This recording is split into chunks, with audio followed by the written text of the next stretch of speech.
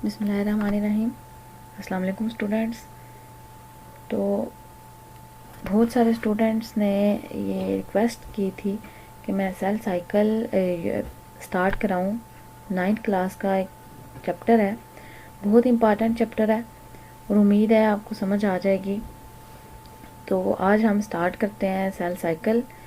तो सबसे पहले हम देखते हैं कि सेल साइकिल होता क्या है। तो सेल साइकिल जो है वो सीरीज़ है, मींस ऐसा सिलसिला है, ऐसे प्रोसेसेस हैं जिसमें कि जब सेल खुद बजाते खुद प्रोड्यूस होता है और जब नया सेल वो खुद प्रोड्यूस कर देता है, उसके सारे इस टाइम को सेल साइकिल कहा जाता है। मींस जब वो खुद पैदा हुआ है और जब उसने एक और सेल पैदा किया है, तो वो सारा सेल साइकिल है। तो हम कहते हैं कि सेल साइकिल जो है वो सीरीज ऑफ इवेंट्स है जिसमें कि सेल जब उस टाइम जब खुद प्रोड्यूस हुआ है तब से लेके जब इसकी माइटोसिस कंप्लीट होके नया सेल बनाया है, वो सेल साइकिल है। माइटोसिस बेटा हम आगे पढ़ेंगे, ये पूरी एक टर्म है, डिवीजन है सेल की, जिसमें कि 1 सेल डिवाइड होके 2 बना देते हैं। तो सेल साइकिल में 2 मेजर फेजेस आती हैं, interphase and mitotic phase. Interphase जो है इसमें बहुत लॉन्ग फेज है। 90% जो टोटल सेल साइकिल है वो इंटरफेज का होता है और माइटोटिक फेज जो है वो बहुत छोटी है, 10% आती है। जो माइटोटिक फेज है इसमें डिवीजन आती है, माइटोसिस और मियासिस, और इंटरफेज में कुछ और फेजेस आती हैं। इंटरफेज में मोस्टली जो सेल है वो अपने आप को प्रिपेयर कर रहा होता है डिवीजन के लिए। जब उसने इंटरफेस से माइटोटिक में एंटर होना होता है कि वो अपने आप को प्रिपेयर कर रहा होता है कि उसके अंदर सारा, जब डिवीजन होनी है तो उसके अंदर वो सारा कुछ पहले से प्रेजेंट हो जो डिवीजन के लिए बहुत ज़्यादा ज़रूरी है। तो इंटरफेज में सेल की जो मेटाबॉलिक एक्टिविटीज़ हैं वो बहुत ज़्यादा हाई होती हैं और ये बहुत वेरियस फंक्शंस भी परफॉर्म कर रहा होता है अपने अंदर में इंटरफेस के ड्यूरिंग। तो इंटरफेस को फर्दर 3 फेजेस में डिवाइड किया गया है, जिसमें कि G1 फेज है, S phase and G2 phase. G1 first gap synthesis phase and G2 second phase है, गैप है। G1 फेज में हम देखते हैं कि जब सेल खुद प्रोड्यूस हो जाता है, जब खुद बन जाता है, पैदा हो जाता है, तो वो फौरन सेल साइकिल में G1 फेज में चला जाता है। जब G1 फेज में जाता है तो इसमें G1 फेज के अंदर मोस्टली होता क्या है कि प्रोटीन्स की सप्लाई बहुत ज़्यादा होती है, increase in supply of protein. Second number पे ऑर्गेनेलिस का नंबर इंक्रीज करना शुरू कर जाता है और फिर ये साइज में ग्रो करना शुरू कर जाता है। मीन जब G1 फेज स्टार्ट होती है तो इसमें सबसे पहले प्रोटीन बनना ज़्यादा शुरू होती है, देन इसमें ऑर्गेनेलिस की अमाउंट ज़्यादा होती है, नंबर इंक्रीज करता जाता है और फिर साइज में ग्रो करता है। ऑर्गेनेलिस जो है वो माइटोकॉन्ड्रिया और राइबोसोम्स हैं। राइबोसोम जो है वो आपको पहले ही पता है कि प्रोटीन सिंथेसिस के लिए बहुत ज़्यादा इंपॉर्टेंट है, और माइटोकॉन्ड्रिया जो है वो एनर्जी पावर स्टेशन है, वो एनर्जी देता है सेल को। तो वो ऑर्गेनेलिस का नंबर, इन दोनों को बहुत ज़्यादा इंक्रीज कर लेते हैं और साइज में भी ग्रो कर लेते हैं। और इसमें बहुत ज़्यादा इंजाइम्स भी सिंथेसाइज हो जाते हैं जो कि माइटोसिस नेक्स्ट फेज जो M फेज है उसके लिए बहुत ज़्यादा ज़रूरी है। इसके बाद नेक्स्ट फेज आ जाती है S phase. S phase S phase में जैसे कि आपने पीछे पढ़ा था कि ये सिंथेसिस फेज है। एस फेज सिंथेसिस फेज है, तो इस फेज में जाहिर है इसने क्या करना है, डुप्लीकेट कर लेना अपने क्रोमोसोम्स को। मीन्स जब इसने माइटोटिक फेज में जाना है, माइटोसिस और मियासिस में M फेज में जाना है, तो इसने जाहिर है 1 से 2 बनाने हैं। तो दोनों के अंदर सेम मटेरियल आता है तो वो डबल होगा तभी वो दोनों में जाएगा। सेल डुप्लीकेट अपने क्रोमोसोम्स को करेगा और ये क्रोमोसोम जो है अपने सिस्टर क्रोमैटिड्स बना लेंगे।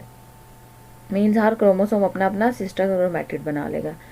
नेक्स्ट G2 फेज में चली जाती है। G2 फेज में सेल अपने आप को प्रिपेयर कर रहा होता है कि अब इसने चले जाना है माइटोटिक फेज में, और माइटोटिक फेज में जाने से पहले कुछ प्रोटीन्स बनाएगा, ऐसी प्रोटीन जो माइटोसिस के लिए बहुत ज़्यादा इंपॉर्टेंट है, और बहुत सारे वो प्रोडक्शन हो जाएगी स्पिंडल फाइबर्स की। मीन्स जो स्पिंडल फाइबर माइटोसिस में यूज़ होते हैं, मतलब उनका बहुत ज़्यादा रोल है माइटोसिस और मियासिस में, तो उनकी भी सिंथेसिस G2 फेज में हो जाएगी। नेक्स्ट जब G2 फेज ख़त्म हो जाती है इंटरफेज की, तो सेल जो है वो एंटर हो जाता है M फेज में, मीन्स माइटोटिक फेज में। वो है जी माइटासिस। माइटासिस में जाता है जिसमें कि सेल डिवाइड होकर 2 डॉटर सेल्स बना देता है। एक सेल डिवाइड होता है और 2 डॉटर सेल्स बना देता है। यहाँ तक तो था आपका नॉर्मल प्रोसेस, लेकिन कभी कभी ऐसा होता है कि सेल जो है वो टेम्परेरी या परमानेंटली स्टॉप कर देता है ग्रो करना, वो डिवाइड नहीं कर पाता G1 फेज़ के बाद। जब G1 फेज़ आती है तो उसके बाद सेल में कुछ ऐसी टेम्परेरी या परमानेंटली स्टॉपनेस आती है जिसकी वजह से वो एक स्टेट में एंटर हो जाता है जिसको G0 फेज़ कहते हैं।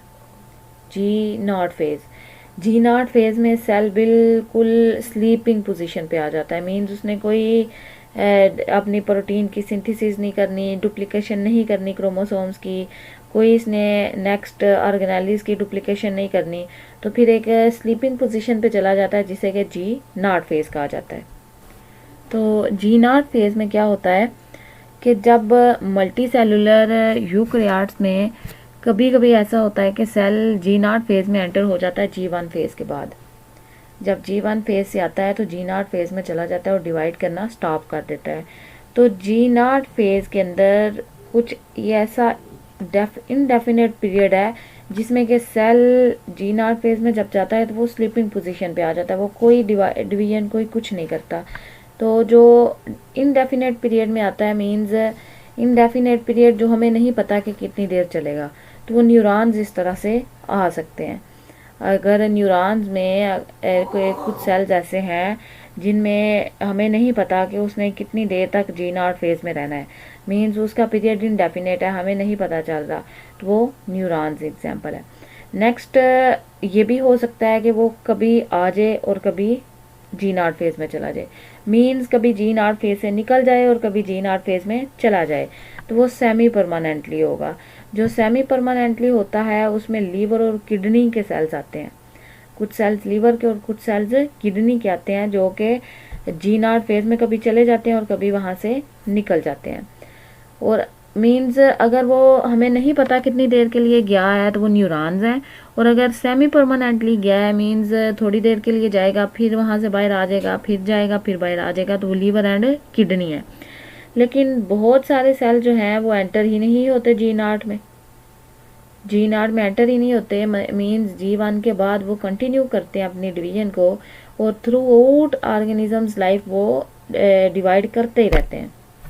वो है एपिथेलियल सेल्स। एपिथेलियल हमारी स्किन के अपर मोस्ट सेल्स हैं जो कि हमेशा उतरते रहते हैं।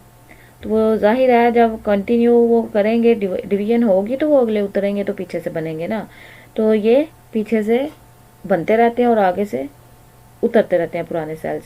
तो इस वजह से ये स्टॉप नहीं करते, ये G0 फेज़ में नहीं जा सकते क्योंकि इन्होंने डिवीजन अपनी स्टार्ट रखनी होती है। तो जो सेल साइकिल में सारे इवेंट्स हैं वो बहुत ज़्यादा ऑर्डर्ड हैं, मीन्स स्टेप्स आगे पीछे नहीं हो सकते। हम कहें कि G1 फेज़ बाद में आ जाए, फेज़ पहले आ जाए, ऐसा नहीं होता। तो वो ऑर्डर्ड है और डायरेक्शनल है, मीन्स एक डायरेक्शन में चलते हैं। पहले ये पॉइंट आता है, मीन्स पहले G1 फेज़ आती है, then S phase, then G2 है, और G0 फेज़ G1 के बाद आ सकती है अगर कुछ सेल्स के अंदर, कुछ में ये नहीं आती। और ना ही ये सेल को रिवर्स किया जा, साइकिल को रिवर्स किया जा सकता है। यहाँ पे आपको एक डायग्राम शो हो रही है जिसमें कि ये सारी डिवीजन्स के नाम और फेजेस के नाम लिखे हुए हैं और बहुत शॉर्ट लिखा हुआ है। मीन G1 फेज़ में क्या होता है, G1 फेज़ में प्रोटीन की सिंथेसिस होती है, ऑर्गेनेलिस की सिंथेसाइज होती हैं और साइज में ग्रो कर जाता है। मीन्स इसके 3 काम हैं। G1 फेज़ के अंदर सेल क्या करेगा, प्रोटीन की सिंथेसिस करेगा, ऑर्गेनेलिस की सिंथेसिस करेगा और साइज में ग्रो करेगा। नेक्स्ट वो चला जाएगा एस फेज़ में। एस फेज़ में वो मोस्टली साइज में भी ग्रो करेगा और क्रोमोसोम्स की डुप्लीकेशन भी कर लेगा। नेक्स्ट वो चला जाएगा G2 फेज़ में, और G2 फेज़ में मोर ग्रोथ होती है और ऐसी प्रोटीन्स की सिंथेसिस होती है जो माइटोसिस के लिए एसेंशियल है। मीन्स माइटोसिस स्टार्ट होने वाली है तो G2 फेज़ में वही प्रोटीन्स बनेंगी जो माइटोसिस के लिए बहुत ज़्यादा ज़रूरी हैं। और नेक्स्ट M फेज़ स्टार्ट हो जाती है जो कि माइटोसिस है, इसमें सेल डिवीजन आती है। यहाँ पे आपको शो हो रहा है कि यहाँ पे ये G0 फेज़ बेटा लिखी हुई है।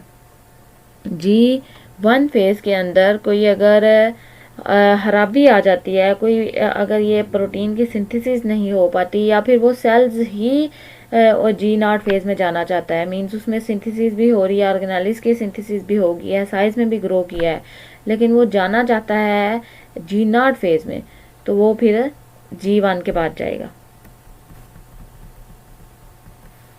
तो जो जी नॉट फेज है वो टेम्परेरी भी हो सकती है और परमानेंट भी हो सकती है, जिसमें स्टॉप हो जाती है डिवीजन, मीन्स वो स्लीपिंग पोजीशन पे चला गया, उसने कोई डिवाइड नहीं करना, तो उसने टेम्परेरी या परमानेंट स्टॉप हो गया डिवीजन। तो बेटा ये थी हमारी ये इंटरफेज थी। इंटरफेज में हमने G1 phase, S phase and G2 phase पढ़ी। G1 के पॉइंट्स आपको पता चल गए, प्रोटीन की सिंथेसिस, ऑर्गेनेलिस की सिंथेसिस और साइज में ग्रो करना है। तीनों में उसने साइज में ग्रो करना है। फर्स्ट में प्रोटीन और ऑर्गेनेलिस की सिंथेसिस है, सेकंड में डुप्लीकेशन ऑफ क्रोमोसोम है और थर्ड में अगेन प्रोटीन की सिंथेसिस है। और अगर कोई सेल G1 के बाद G0 में जाता है तो वो टेम्परेरी या परमानेंट स्लीपिंग पोजीशन पे आ जाता है, स्टॉप हो जाता है। तो ये थी हमारी इंटरफेस। और अगर आपको मेरी वीडियो अच्छी लगी तो इसको लाइक करें, शेयर करें और मेरे चैनल को सब्सक्राइब करें।